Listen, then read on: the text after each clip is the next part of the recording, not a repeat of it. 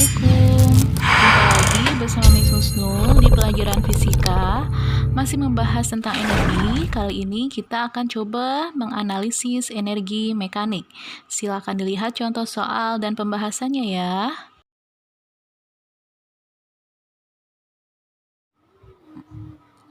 Baik, dari soal yang tadi tersedia di slide, kita mengetahui bahwa ada data massa bukunya 1 kg, percepatan gravitasinya 10 meter per sekon kuadrat, dan kecepatan saat sampai ke tanah ya, berarti sudah di bawah, yaitu 20 meter per sekon. Yang ditanyakan adalah ketinggian gedung H.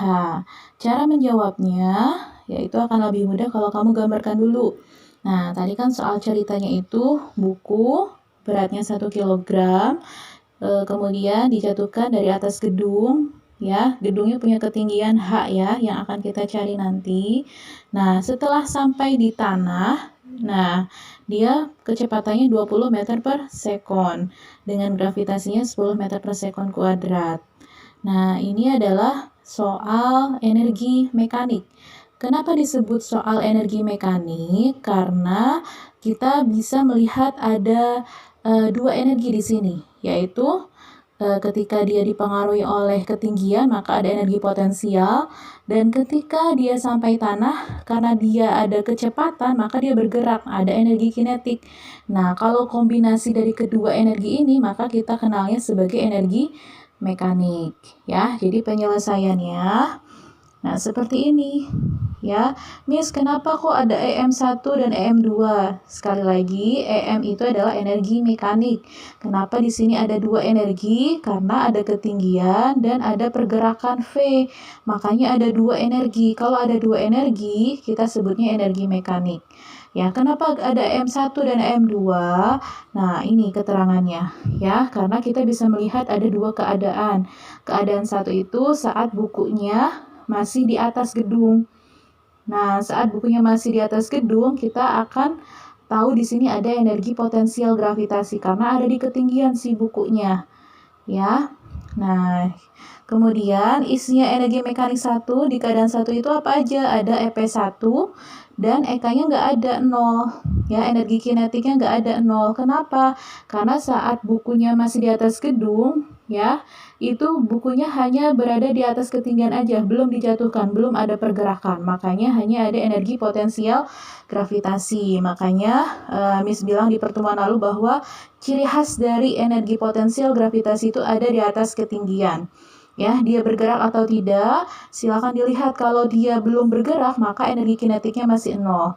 Ya, jadi tahu ya kenapa di keadaan 1, ya, itu di atas gedung itu EK-nya sama dengan 0 karena dia memang belum bergerak, belum dijatuhkan. Ya, belum ada V juga. Nah, kemudian EM2 kenapa isinya EP-nya 2, energi potensialnya 0, EK-nya ada. Kenapa? Karena nih, keadaan 2 itu adalah saat sudah sampai ke tanah. Nah, kalau udah sampai ke tanah, dia udah nggak ada ketinggian. Ya, udah di bawah, ketinggiannya 0. Ya, makanya EP-nya nggak ada. Ya, karena sudah tidak ada di ketinggian. Tapi yang ada adalah energi kinetik. Kenapa? Karena ada kecepatan. Dari keterangan soal bahwa saat dia sampai di tanah atau jatuh di tanah punya kecepatan. Nah, itu sebagai simbol bahwa ada energi kinetik. Nah, jelas ya. Jadi di keadaan 1 hanya ada EP, energi potensial gravitasi. Di keadaan 2 itu hanya ada energi kinetik. Miss, sekali lagi bagaimana membedakannya? Dilihat aja. Kalau dua-duanya itu ada ketinggian, ada kecepatan, maka dua-duanya ada isinya. Ada EP-nya, ada EK-nya. Tapi kalau salah satu aja nih, kayak keadaan 1, hanya ada ketinggian, berarti nggak ada EK-nya karena dia belum bergerak. Ya, sebaliknya.